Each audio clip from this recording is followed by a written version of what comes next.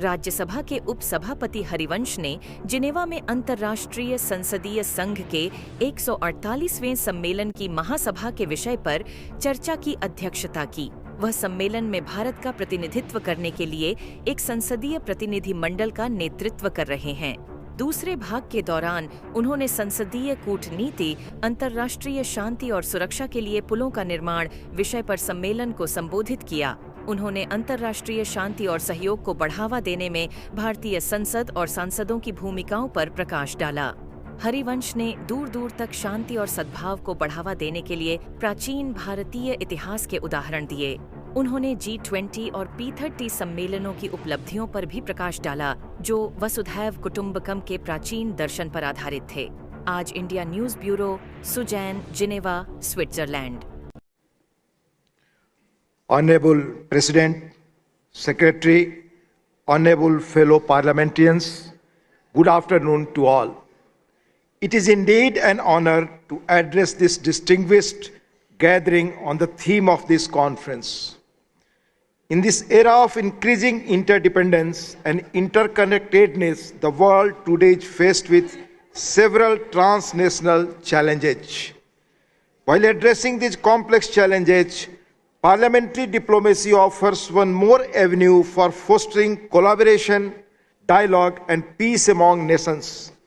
As we embark on this discourse, I am hopeful that it will afford us the opportunity to adopt a forward-thinking approach on how we can harness the transformative power of parliamentary diplomacy to shape a more harmonious and peaceful world.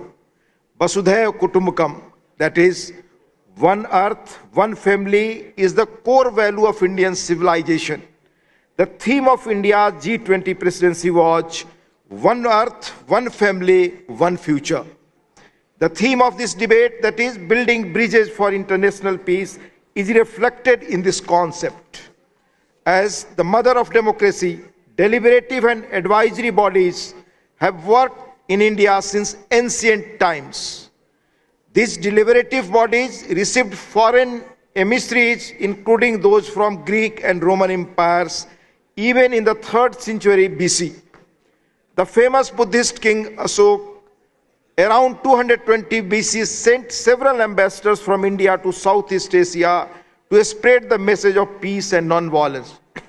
Further, in 48 AD, Princess of Ayodhya, birthplace of our Lord Ram, went to South Korea to establish diplomatic relations and married their crown prince. Friends, the importance of parliamentary diplomacy in promoting international peace can hardly be overemphasized. Parliamentarians are uniquely positioned to influence government as well as the public opinion. Indian Parliament plays an important role in shaping India's bilateral and multilateral relations effectively. Members of Indian Parliament engage, as elsewhere, actively in various diplomatic activities. They thereby have contributed to promoting global peace and prosperity by fostering dialogue and collaboration. India's G20 presidency in 2023 began with the theme, One Earth, One Family, One Future, at a time when the world as well as the G20 grouping was indeed very divided. India decided to put the interests and issues of the global south right at the heart of G20 with an ambitious agenda with a view to nudging the otherwise binary discussions towards consensus.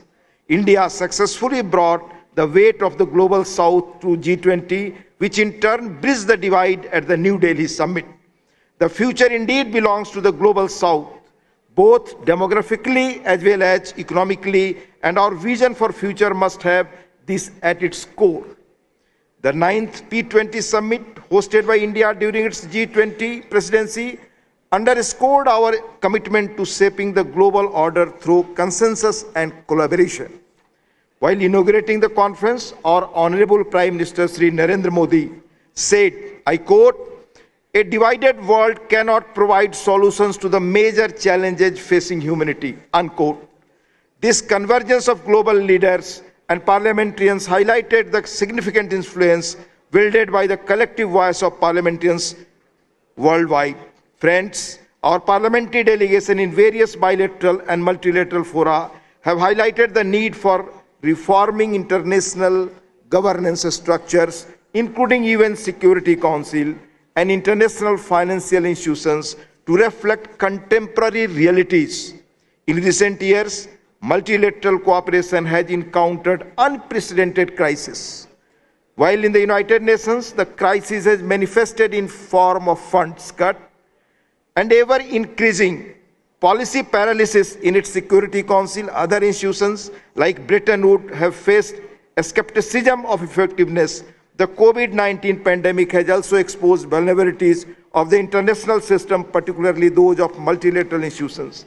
Besides, we should work for promoting and facilitating the showcasing of good practices on legislation and oversight.